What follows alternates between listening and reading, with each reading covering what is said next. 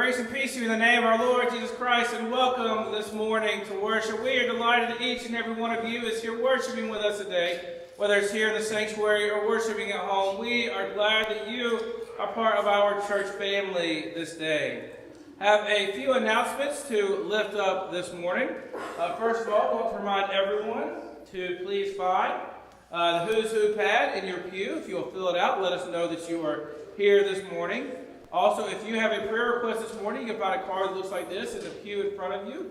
If you will fill it out, we'll be happy to lift up your prayers this morning. There's a lot that is happening here in the life of the church. We still have several who are out this week with sickness, and so we want to continue to be noticing who is and is not here today and be in prayer for those who you see missing this morning. Like I said, though, there's a lot that is happening here in the life of the church. I invite you to make sure that you do please read through the back of your bulletin this morning as soon as you are able. First of all, I want to remind everyone that this is the last Sunday of the month, which means that on the last Sunday of the month, as you remember, we collect a 2 cents a meal offering. Right out beside the sanctuary is a wood bowl. You're more than welcome to put your 2 cents a meal offering in there, remembering that offering does go to help support our own Grace Cares ministry here at the church, as well as other stuff. Grace Cares is continuing to happen week in and week out, and I've been told that we need green beans. Who could have guessed that one? We are absolutely in need of green beans. No matter what kind of shipment we get in from Feed the Gulf Coast, we go through them very, very rapidly. So we are in desperate need of more green beans. But we also are looking for instant mashed potatoes. And if you're able to bring in either of those or anything else to go in the bag, we'll be happy to take any of that we can. I want to invite you all that down to Bell Hall immediately following worship today. We will have our annual stewardship celebration luncheon. It's a free meal for anyone that would like to come. It's fried chicken and green beans and mashed potatoes. And what dessert? Well, there's no dessert. It's just going to go home with me. But it's a free meal for you. You're all invited. It's going to be a fun time where we get to come to celebrate together. So please do stick around for that. I want to remind everyone that next Sunday is that wonderful time of year where we get to change our clocks. So please do be sure that you turn your clocks back 1 hour next Saturday night. Otherwise, you're going to show up at a random time for worship. And if you show up at a random time, guess what you got to do that morning? Preach. I don't know who said it, but Beverly's volunteering to preach next week.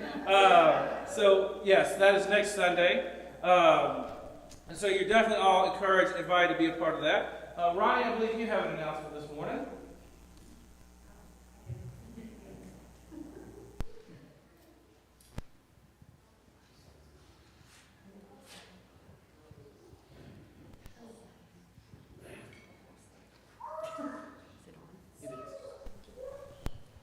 Good morning. I am here for, why am I here? I'm here for Presbyterian Women. Just wanted to remind you that on Sunday, November the 12th, we will have our thank offering right after church in Bell Hall. And we're doing when all the circles meet together on these Sundays, we're doing it a little differently this year. All the women are pitching in to supply the food for the lunch. So if you would like to make a soup or bring cornbread or a dessert for November the 12th, please let me know so I know how many soups we can have and be able to feed everyone. And please, everyone, even if you're not in a circle, all the women of the church are invited to this. It's the thank offering. All the money that we collect goes to missions that help women and children. And we'll explain more about that at the Thank Offering Sunday celebration. Thank you. Thank you. As I like to do in embarrassing people, this morning I have a special treat of introducing Melanie's aunt and uncle. This is Uncle Tim and Aunt Lois. That's what you can call them. Call them anything else, they may not know who you're talking to. They are here traveling and spending a couple of days with us. We're delighted that you're here. They are actually missionaries that work for Spoken Word Worldwide. I knew it was something. I knew you worked for somebody. And so we are glad that you're here with us this morning. But I also get to embarrass somebody else this morning. We have a special celebration from this past week. Somebody had a birthday this past week and turned 95. Wally, happy birthday to you.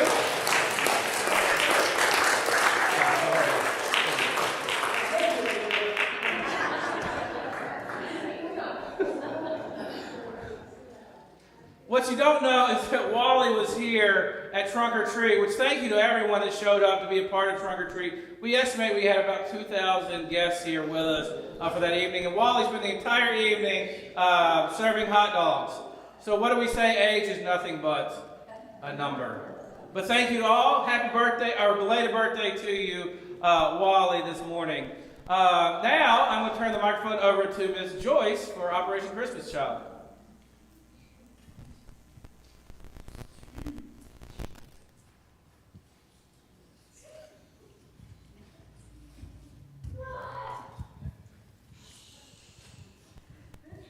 Good morning, Grace family. It's delightful to see you here this morning. I'd like a show of hands of those of you who have just a tiny, tiny little inkling idea of why I might be up here. Put your hand up, please. Well, I guess that's all I need to do.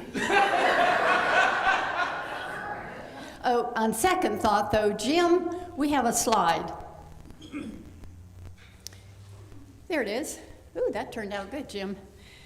Every 24 hours, 28,775 children hear the gospel through Operation Christmas Child. Now, you might say, why every 24 hours? I thought they got their boxes at Christmas.